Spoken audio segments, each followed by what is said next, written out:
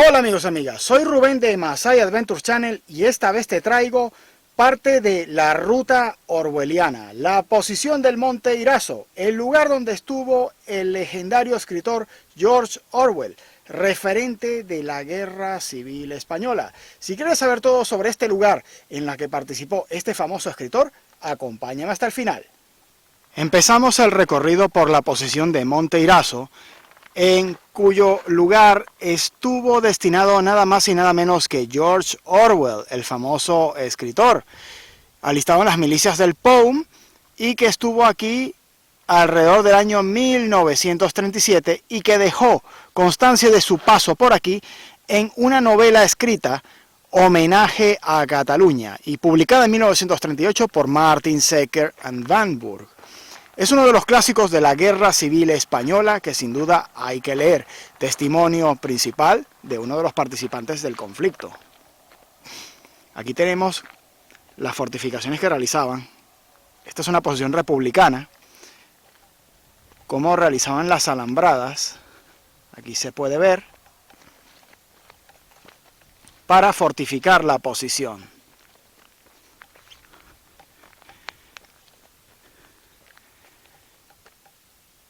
Y la realización de este tipo, de manera prácticamente artesanal, con troncos, madera, tablones, en una zona que cubría un frente de más de 100 metros en la fortificación principal, que es la que estamos enseñando ahora, y en la que vamos a entrar ahora posteriormente. La posición se encuentra justamente en el frente de Aragón, que quedó constituido en 1936, cuando se empezaron a asentar las posiciones de los bandos nacional y republicano, y aquí tenemos un ejemplo de los vivac, o zonas de vida. Se empezaron a realizar fortificaciones permanentes, ya que la duración de las tropas en el lugar solía ser larga. Y aquí tenemos un mapa de cómo quedó constituido el frente de Aragón una vez iniciada la contienda de la Guerra Civil. Estas eran las posiciones que tenían en 1936 las tropas republicanas. Hay que recordar que al inicio de la Guerra Civil, las capitales de provincia de Aragón quedaron prácticamente todas bajo control franquista, bajo control de los sublevados, que pasaron a llamarse nacionales después.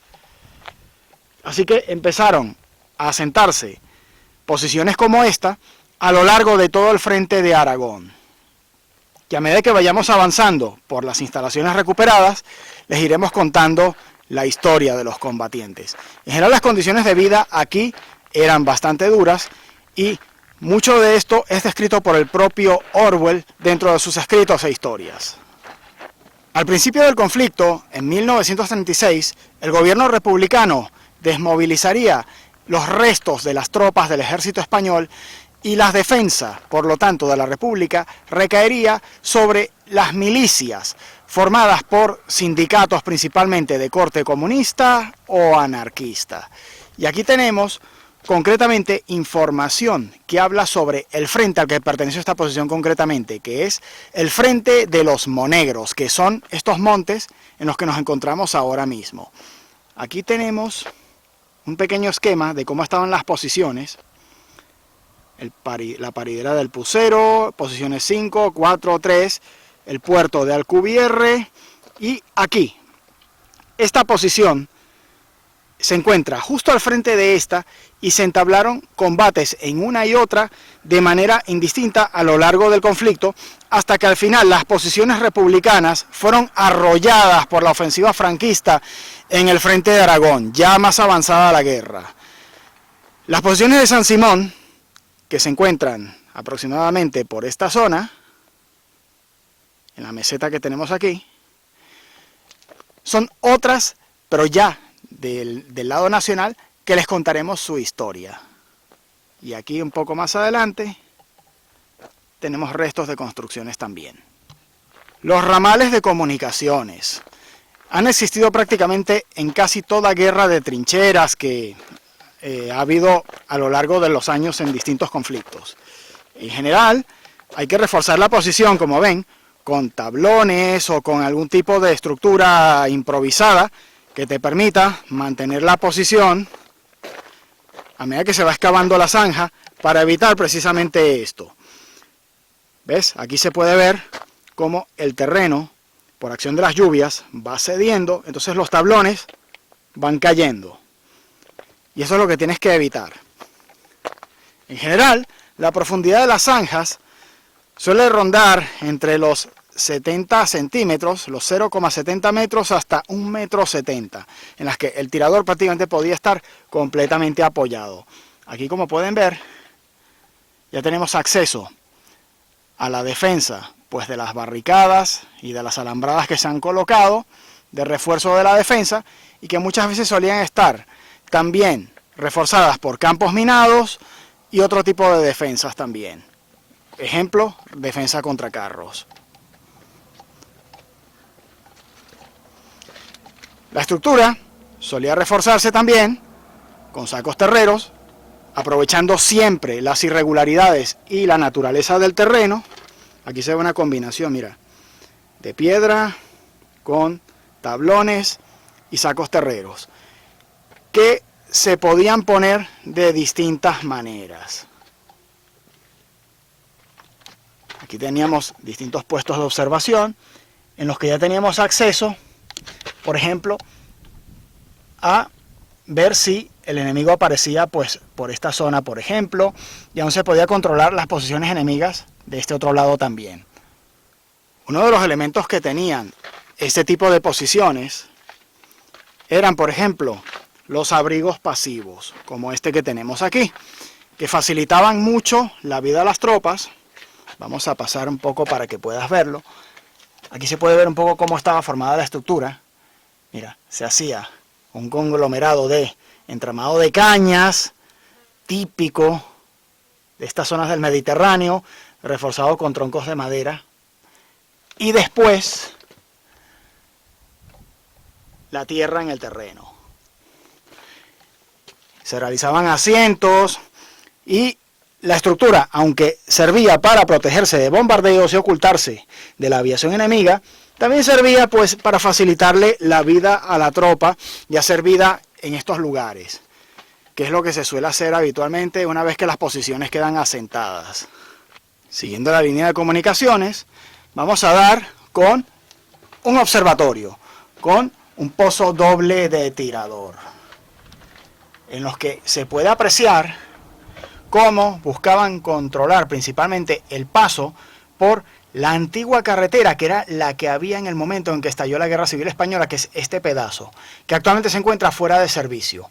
Esta era la zona por la que las tropas nacionales podían avanzar antiguamente, dentro de todas las posiciones que tenían a lo largo de todas estas colinas de este pequeño frente que existía en el llamado Frente de Aragón y que permaneció bastante tiempo, hasta 1938, cuando ya los franquistas arrollaron las posiciones republicanas, hasta llegar a Vinaroz. Pero eso ya forma parte de otra historia. Aquí puedes ver cómo controlaban cualquier posible progresión enemiga desde las alturas. Y aquí la zona para repuesto inmediato. Y para que veas el techo, realizado en madera, techo de una agua para facilitar incluso la evacuación hacia el exterior.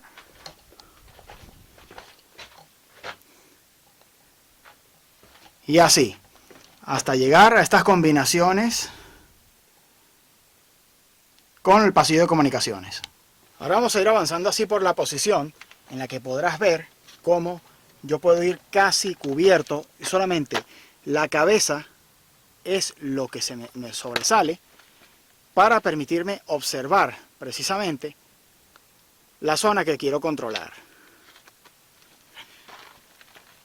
Las técnicas de fortificaciones y distintas técnicas de colocación de los materiales es bastante amplia y sería demasiado largo explicar todo esto en un vídeo, por lo que este tipo de explicaciones técnicas las iré dando en mi cuenta de Instagram y en pequeños tutoriales de TikTok, que son cuentas a las que también les animo a suscribirse, y que también les recuerdo tenemos presencia en Facebook, donde dejaré material exclusivo en cada una de ellas en cosas como esta, como por ejemplo los tipos de fortificaciones a nivel técnico que existían y las distintas técnicas de colocación de sacos terreros y de las distintas distintos refuerzos que se utilizaban para evitar que la posición se viniera abajo.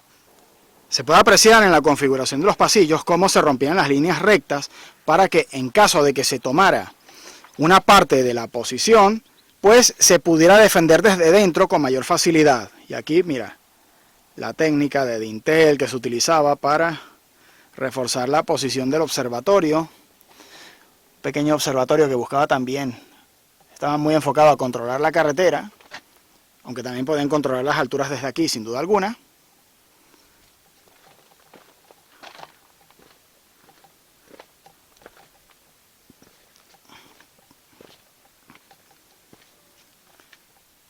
Con más observatorios y para repuesto inmediato de munición y colocación de material en caso necesario. Aquí tenemos la zona de la posición que controlaba el paso de la carretera, pero aquí estamos en un lado en que lo que se busca es controlar precisamente cualquier progresión enemiga que pudieran hacer los nacionales desde las montañas, desde las posiciones cercanas que ellos tenían.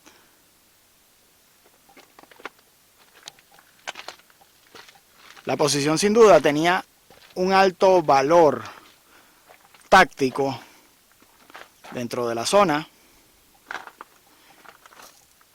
y sin duda su caída debió ser un factor importante en el debilitamiento de la defensa republicana después.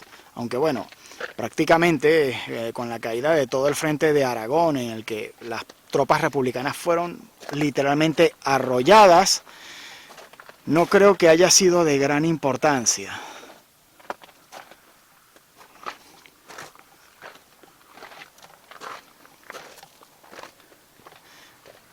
Prácticamente la posición está pensada para poder avanzar prácticamente solo con la cabeza descubierta y realizar un control de toda la zona circundante. Aquí, que esta era la zona de retaguardia, se ve que las posiciones enemigas estaban del otro lado, se ve que hay una menor altura. Y ya se reforzó con sillares de piedra, en los que aquí tenemos acceso a un polvorín.